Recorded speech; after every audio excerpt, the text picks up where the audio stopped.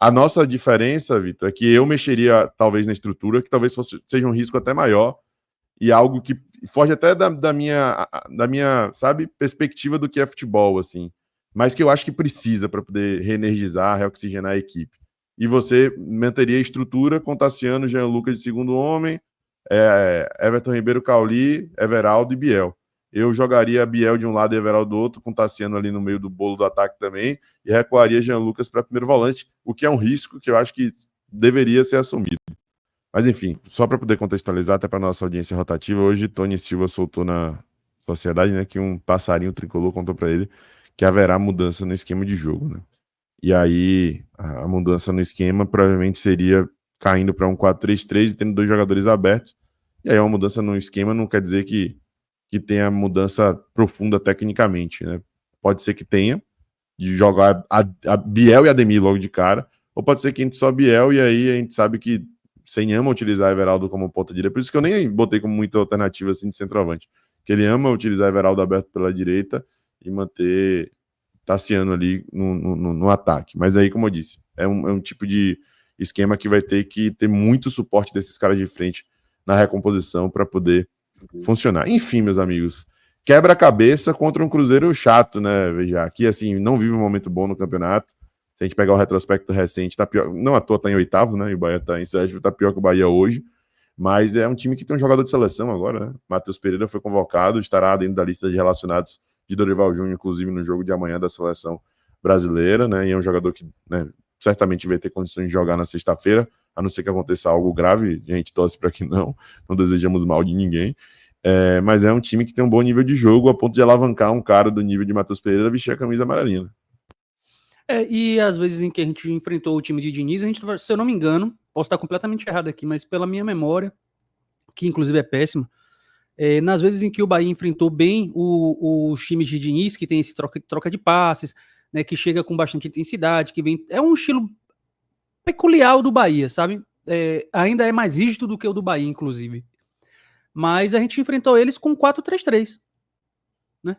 Porque a gente sempre tentava espelhar ali, evitar com que a galera que estava, né, ao fundo, né, tentando sair os laterais e os zagueiros, a gente tentava fechar aquela linha de passe deles ali com os nossos homens de frente. Então, de novo, é mais uma oportunidade que tem da gente poder mudar, fazer essa mudança que é necessária. Eu acho que não só para a mentalidade, mas também para a animosidade do grupo, para poder dar mais oportunidade para outros jogadores, a gente criar alternativas para que a gente realmente consiga começar a entender que tem o estilo de jogo do Bahia e tem o estilo de jogo que o Bahia precisa jogar, que é completamente diferente, né? O estilo de jogo do Bahia é o que é o que o Rogério defende, tem jogado com ele, com o mesmo esquema e com os mesmos jogadores, e o que precisa é o que a partida, né, a batalha naquela ocasião vai pedir, né? E eu acho que não só por conta dos últimos resultados, mas também por conta do adversário que a gente vai enfrentar e da estratégia que ele geralmente impõe, o time de Diniz, no caso eu estou dizendo, a gente vai ter que ser exigido.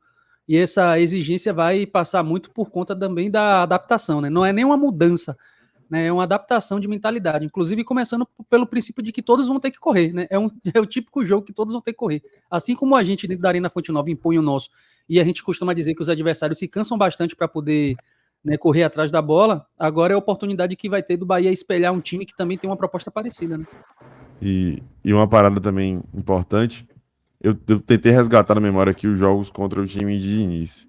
Não vou lembrar precisamente, né? Mas o que, enfim, é fresco na memória é que o Bahia soube se portar bem na maioria das ocasiões perante o time de Diniz, porque mesmo que, independente do esquema que entrasse, costumava marcar a pressão pós-perda.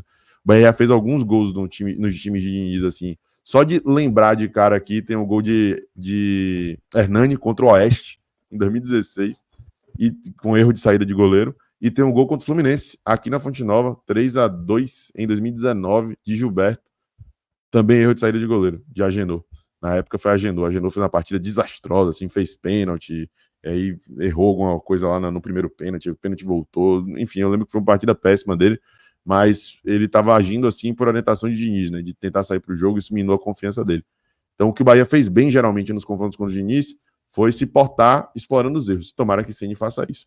Um dos triunfos marcantes do Bahia, inclusive fora de casa nesse campeonato, e talvez né, marcante por isso, porque talvez tenha sido o último jogo que realmente o Rogério Ceni mexeu de verdade na equipe, que foi o jogo contra o Atlético Paranaense.